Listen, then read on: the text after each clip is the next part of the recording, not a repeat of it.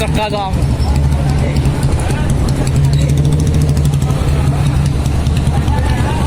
एक बात ये भूल गए, वो केवल आप लोग याद करवा सकते हो। आप लोगों के पास लोकतंत्र की सबसे बड़ी ताकत है, वोट की ताकत। आप इन नेताओं को चेता सकते हो, याद करा सकते हो। आप इनको ये बताओ कि कुर्सी बड़ी नहीं होती, कुर्सी देने वाले बड़े होते। आज ये लोग कुर्सी के चक्कर में कुर्सी देने वालों को भूल चुके हैं। इनको इस बात की याद कराओ। आपने एक कहावत सुनी होगी कि एक तीर से दो शिकार। मैं आज आपसे एक बात कह के जा रही हूं। आप एक ऐनक का तीर चलाओ, ये 3 शिकार होंगे। ये तीनों समझ जाएंगे कि बीजेपी का एजेंट बनना इनके लिए कितना भारी पड़ा। एक तो मौजूदा एमपी रह चुके हैं। मैं आपसे पूछना चाहती हूं, किसी ने उनकी शक्ल देखी क्या? कभी गांव में आए? कभी गांव में सुध बुध लेने नहीं आए। ये हमारी गलती है। हम ऐसे लोगों को वोट दे देते हैं जो फिर हमें भूल जाते हैं। इसलिए आपसे प्रार्थना करना चाहती हूं, पूरे हिंदुस्तान में हरियाणा एक बहुत छोटा सा राज्य है। 10 लोकसभा की सीटें हैं और 90 विधानसभा की सीटें हैं। 90 विधानसभा की सीटों में पिछले प्लान में हरियाणा प्रदेश की जनता ने इंडियन नेशनल लोकदल को केवल 1 सीट दी, एक ही थी। आप सब लोग इस बात के गवाह हो, तालु के लोग सारे यहाँ बैठे हैं, मेरे बड़े बुजुर्ग, मुझसे ज्यादा राजनीति में समझदार आप सब बैठे हैं। आप एक बात बताओ, वो एक नेता, वो एक एमएलए 89 पे भारी था कि नहीं? 89 के ऊपर भारी पड़ा कि नहीं पड़ा? यही बात मैं आपको कहना चाहती हूँ, समझाना चाहती हूँ। जो 13 महीने का आंदोलन हुआ, किसान की केवल एक डिमांड थी कि जो हमने एमएलए एमपी बनाए हैं वो अपनी कुर्सी से त्याग पत्र देके हमारे बीच आ जाए। पूरे हिंदुस्तान में 4200 से भी ज्यादा एमएलए एमपी है, लेकिन किसी की हिम्मत नहीं थी कुर्सी छोड़ने की। आदरणीय अभय सिंह जी चौटाला, आप खुद सोचो कि आपको भूख बहुत जोर से लगी हो और थाली में एक ही रोटी हो, उस एक रोटी को भी देने का काम अभय सिंह जी चौटाला ने किया।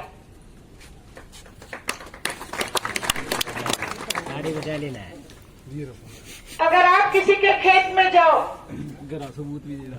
मजदूरी करके आओ और आपकी दिहाड़ी ना मिले तो आपकी आत्मा को दर्द होगा कि नहीं होगा? मैं आपसे अभय सिंह जी चौटाला की दिहाड़ी मांगने आई हूँ। आपसे प्रार्थना करके जा रही हूँ, चश्मे के निशान को मजबूत बना देना। ये जो इलेक्शन है मेंबर पार्लियामेंट का, ये इलेक्शन उसी तरीके से है जैसे आप सब लोग खेत खलिहान कमाने वाले हो। आपको ये बात बखूबी पता है कि जब तक खेत की बाढ़ मजबूती से नहीं होगी तो खेत में नुकसान होता रहेगा। ये एमपी का इलेक्शन, मैं आपसे प्रार्थना करती हूँ कि आप अपनी बाढ़ मजबूती से ला लो, चश्मे के निशान को मजबूत बना दो, फिर आपकी खेत की रखवाली करना इंडियन नेशनल लोकदल की जिम्मेवारी होगी। आपके खेतों में नुकसान बिल्कुल नहीं होने देंगे, आपकी हर हक की लड़ाई को लड़ेंगे। जिस दिन आपने ये काम कर लिया तो हरियाणा प्रदेश में निश्चित रूप से इंडियन नेशनल लोकदल की सरकार बनेगी, आपकी अपनी सरकार बनेगी। आदरणीय अभय सिंह जी चौटाला हरियाणा प्रदेश के मुख्यमंत्री होंगे। जैसे ही जैसे ही मैंने कहा आप ये काम करोगे, तो जैसे ही आपका राज बनेगा, आदरणीय ओम प्रकाश जी चौटाला, अभय सिंह जी चौटाला ने आपसे वायदे किए हैं। पहला वायदा कि जो बुजुर्गों की पेंशन आदरणीय चौधरी देवीलाल जी ने 100 रुपए से शुरू की थी, उस पेंशन को बढ़ा के 7,500 रुपए करने का काम करेंगे। वहीं जो युवा बच्चे हैं, आज हमारे बालक बेरोजगार हैं, किसी को नौकरी नहीं।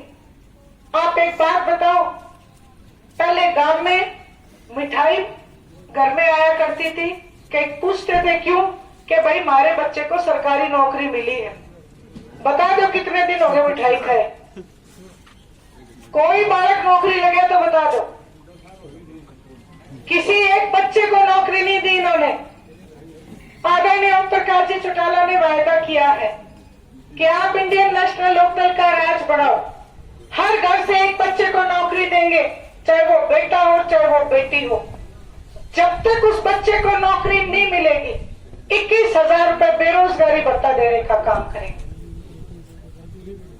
अब मेरी ये जितनी बूढ़ी बुजुर्ग है, इन्होंने एक गीत बना रखा है कि चौधरी देवीलाल ने बांध दी पेंशन बुढ़िया रवे डठोरे में। गीत गाते हो ना?